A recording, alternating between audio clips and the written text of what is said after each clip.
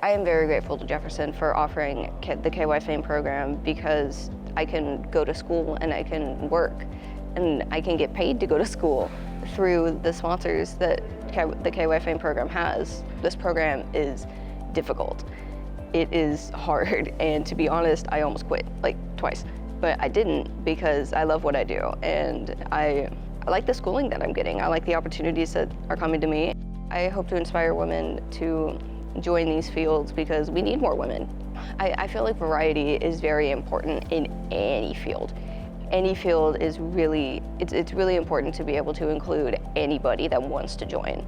The advice I have for women that want to pursue a male-dominated career is do it, you know?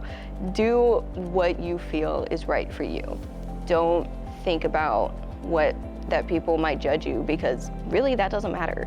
What matters is that you do what you're passionate about and you do what makes you happy. I don't really think it should matter what anybody else thinks about a woman going into a male-dominated career because women deserve to do anything that a man can do because they can, and they will, and they'll probably do it better.